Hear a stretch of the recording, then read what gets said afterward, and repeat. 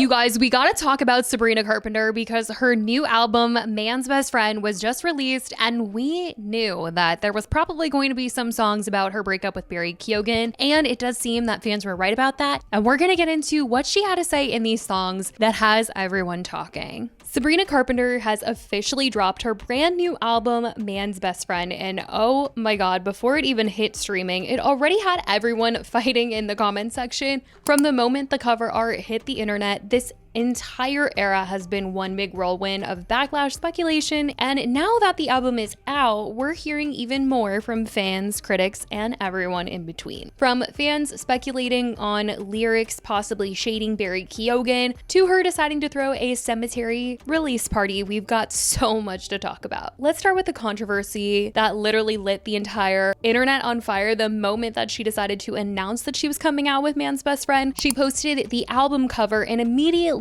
she was receiving backlash as people had some pretty strong feelings about the image. There was a loud corner of the internet that thought that it was tasteless, calling it pandering to the male gaze and regressive. But while the criticism over the album cover was loud, so were the fans who came to her defense. A lot of people online were quick to point out that Sabrina has used satire and layered messaging in her visuals, and that she wasn't about to put out an album where she was bowing down to a man promoting being in the kitchen. And Sabrina seemed to respond to the conversation at the time when she started releasing alternate covers, and the caption to the second one was, "And here is a new alternate cover approved by God, available now on my website," seemingly throwing shade at the fact that people didn't really like the first one. But just when we thought the drama had peaked, Sabrina threw the actual album release party at Hollywood Forever Cemetery, which a lot of people online had something to say about because yes, it was at a cemetery. Now, for those of you that are unfamiliar, Hollywood Forever isn't just some spooky graveyard. It's a historic landmark, and there are actually a ton of events that are put on here. Tons of iconic Hollywood figures are buried here, like Judy Garland, and even directors and producers from the golden age of film. They host movie nights there, concerts, weddings, it's a whole thing.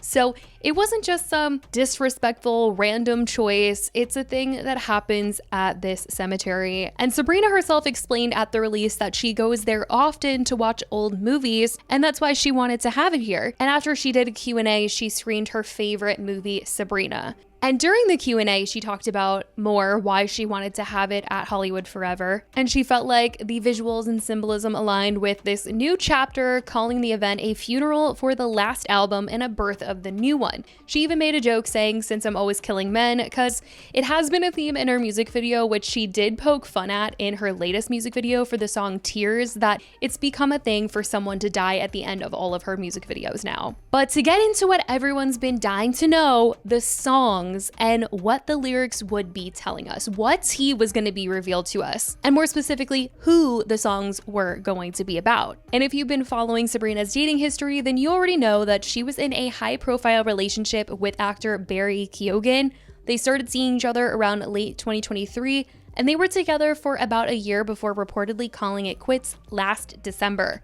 Now, Barry wasn't just a boyfriend, he was literally the star in one of our music videos. When the song Man-Child was released as a single a few months ago, fans immediately pointed fingers at Barry, but Sabrina shut that down, saying that the song was actually written before they broke up. As she wrote on Instagram, "I wrote Man-Child on a random Tuesday with Amy and Jack not too long after finishing Short and Sweet, and it ended up being the best random Tuesday of my life. Not only was it so fun to write, but the song became, to me, something I can look back on that will score the mental montage to the very confusing and fun young adult years of life." And at the time she finished Short and Sweet, her and Barry were still together, so if she finished it not too long after writing Short and Sweet, that meant that they were still together at the time. But now that the album is out, fans have been looking through the other songs to see what might actually be about him and give some answers. And ultimately, it sounded like he wasn't putting in any effort in the end of their relationship. At least that's what it sounds like she's describing in all these songs. A guy who just isn't doing enough and is making her cry because of it. And she just doesn't understand why he was doing that. In the song Tears, she sings about getting turned on by a guy doing simple tasks such as assembling a chair from IKEA. But it sounds like this guy wasn't treating her like like he was supposed to, as she sings, "A little respect for women can get you very, very far. Remembering how to use your phone gets me oh so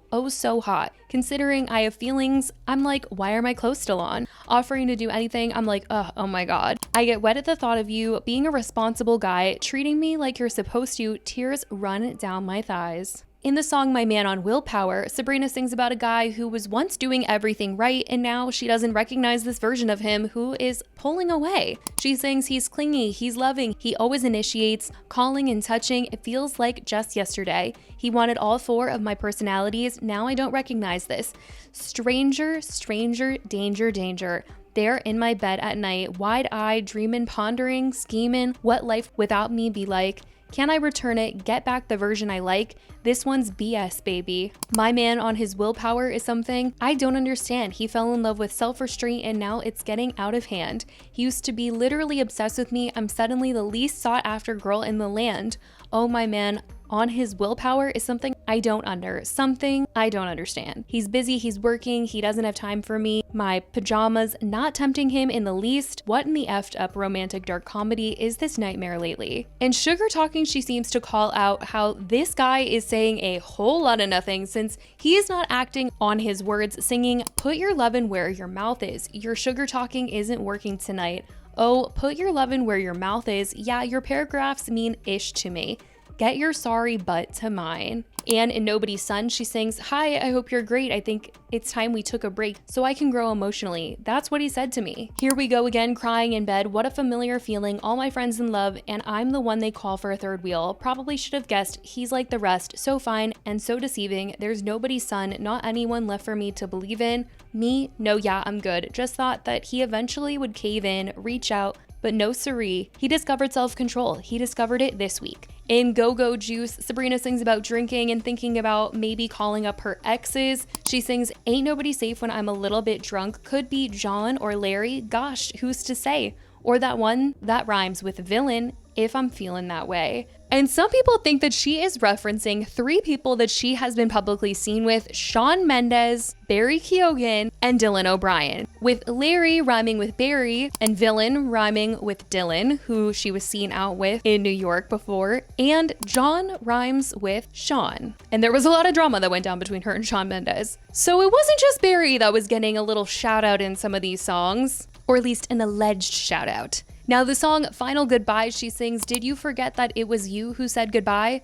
Revealing that it seems she was broken up with, and she goes on to say that goodbye is forever, there's no coming back. Like, don't hit her up after you break up with her. Now, what is interesting and what is getting talked about is she did a interview with Gayle King, and Gayle King straight up asked her about Barry Keoghan by name, you guys, which people are freaking out about. They're like, I can't believe she named Barry. Like, that is some real balls she's got. And it was sort of a question about people speculating songs being about him, which she says that she thinks it's better for people to think of the person in their head rather than who is in her head while listening to this album. And she was also asked at the same time whether she felt any responsibility for online hate that Barry got, and she was almost asking it in a way that sounded like he got hate from the last album, Short and Sweet, which isn't true. Short and Sweet was an album of her wanting him, being with him, almost worried, hoping that because she's so happy, like, don't screw this up, like, please, like, be a good guy, don't embarrass me. And I don't think that he got any hate when she was doing Short and Sweet. But Gayle asked the question in a way that made it seem like that. Do you worry about men saying, I'm afraid to mess with her?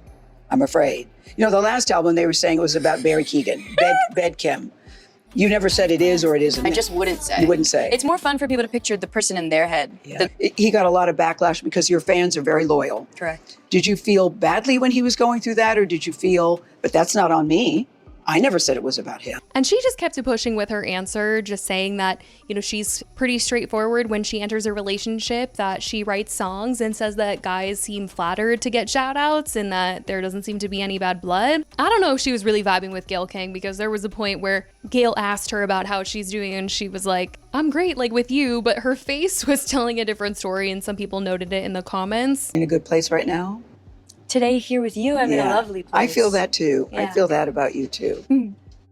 Sabrina, Gail also goes on to say that her first album was short and sweet, which isn't true at all. It's literally her 6th album. So I don't know what was going on here. If she lost a little something when she went to space with Katy Perry, I'm not sure, you guys. Like, this was like one of the only interviews that Sabrina's done for this new album, and this is how it went. It was just kind of crazy. But I want to know what you guys think about everything that is being said about Man's best friend. Have you guys listened to it? What are your thoughts? Let me know everything in the comments. I love you guys so much, and I will talk to you in the next video. Bye, guys.